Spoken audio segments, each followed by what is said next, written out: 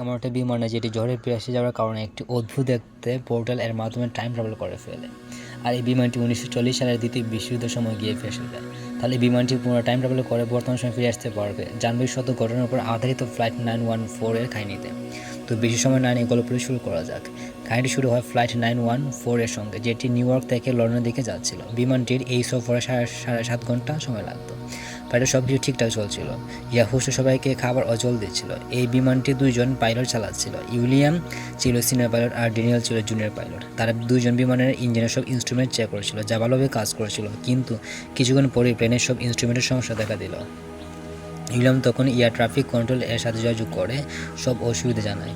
Air traffic control জানায় রাস্তা পরিষ্কার রয়েছে এবং সামনে এগিয়ে যাওয়ার নির্দেশ দেয়। কিন্তু তখন অদ্ভুত একটি ঝড় সামনে চলে আসে, যার কারণে পুরো প্লেনটি জুড়ে জুড়ে নড়তে থাকে। ওই ঝড়ের পোর্টালের মধ্যে দেখতে একটি এয়ার ক্লাউড ওপেন হয়ে যায়। তখন উইলিয়াম প্লেনটিকে সেই ঝড়ের মধ্যে দিয়ে নেওয়ার সিদ্ধান্ত নেয়।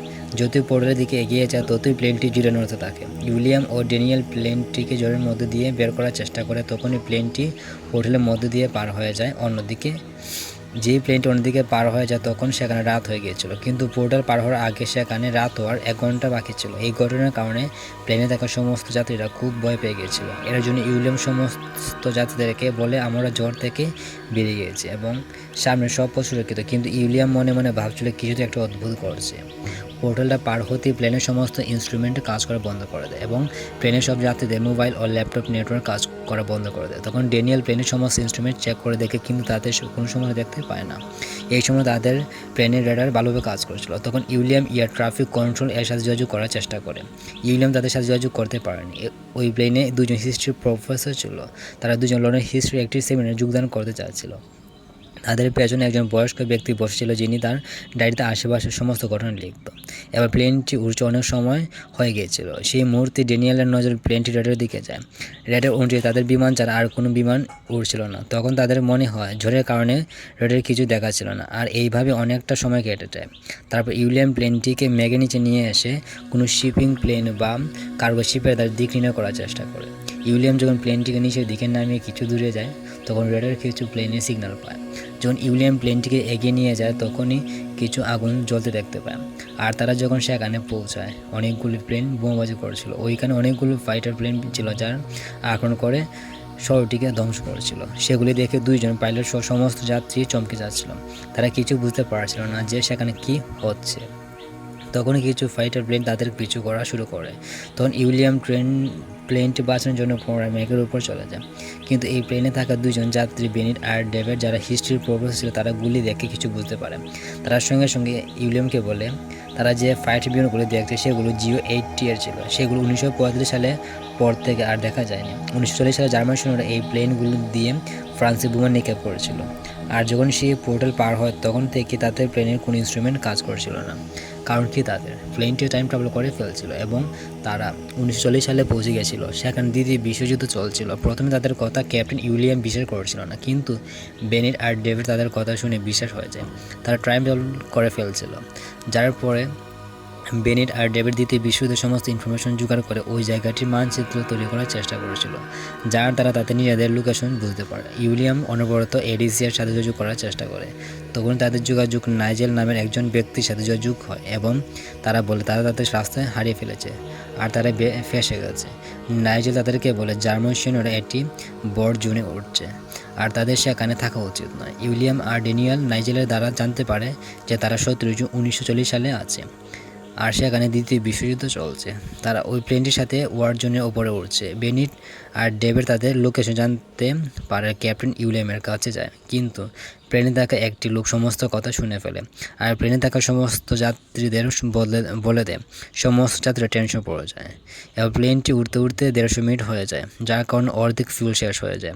উইলিয়াম নাইজেলের সাথে যোগাযোগ করে ল্যান্ডের জন্য সুরক্ষিত একটি রানওয়ে চায়, যাতে ফিউল শেষ হওয়ার আগে প্লেনটি ল্যান্ড করতে পারে। তখনই নাইজেল বলে জার্মান সৈন্যরা জানতে পেরে গেছে যে তারা ওয়ার জোনের মধ্যে আছে আর তারা প্লেনটির উপর আক্রমণ করার পরিকল্পনা করেছে। এজন্য নাইজেল তাদেরকে বলে রাস্তা বদল করে মেঘের উপরে চলে যেতে। কিন্তু উপরে যাওয়ার আগেই জার্মান সৈন্যরা ফাইটার প্লেন এসে হামলা করে দেয়। উইলিয়াম আর ড্যানিয়েল প্লেনটিকে বাঁচানোর জন্য পুরো চেষ্টা করে, কিন্তু জার্মান সৈন্যরা ফাইটার প্লেনগুলো অনবরত গুলি ছুড়ছে। উইলিয়াম প্লেনটিকে নিচে নেওয়ার সঙ্গে সঙ্গে দ্রুত উপরে নিয়ে যায়, যার ফলে কিছু জার্মান প্লেন নিচে ধাক্কা খেয়ে ধ্বংস হয়ে যায়, কিন্তু ফাইটার বিমানের একটি গুলি ড্যানিয়েলের শরীরে লেগে গিয়ে আহত হয়ে যায়। তারপর উইলিয়াম বিমানটিকে অনেক উপরে নিয়ে যায়, রেঞ্জের বাহিরে, যার কারণে প্লেনের সমস্ত যাত্রীরা অনেক ভয় পেয়ে যায়। তখন ক্যাপ্টেন উইলিয়াম সমস্ত যাত্রীদের ঘটনা বলে দেয়।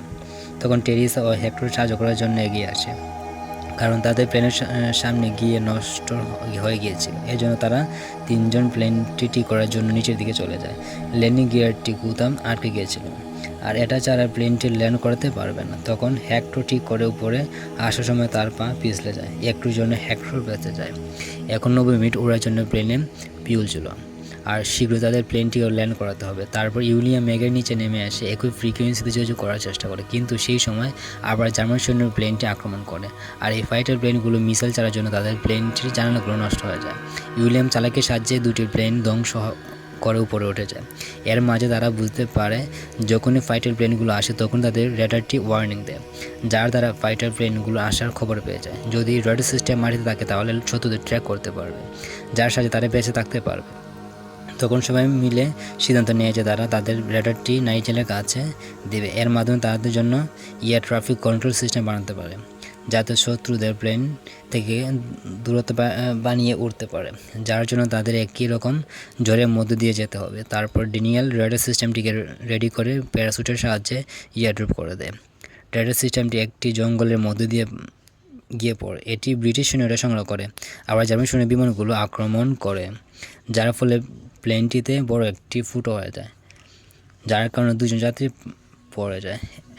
এখন প্লেনটির ফিউল প্রায় শেষ হয়ে যাচ্ছিল, তাই মেঘের উপর দিয়ে নিয়ে যাওয়ার চেষ্টা করে। নাইজেল তাড়াতাড়ি রেডার সিস্টেমটিকে ইনস্টল করে তাদের ওয়ারজোন থেকে বেরিয়ে যাওয়ার পথ বলে দেয়। এর মধ্যে জার্মান ফাইটার প্লেনগুলো তাদেরকে চারপাশ থেকে ঘিরে ফেলে, কিন্তু তখন ওই ফাইটার প্লেনগুলোকে ব্রিটিশ সৈন্যদের প্লেন আক্রমণ করে।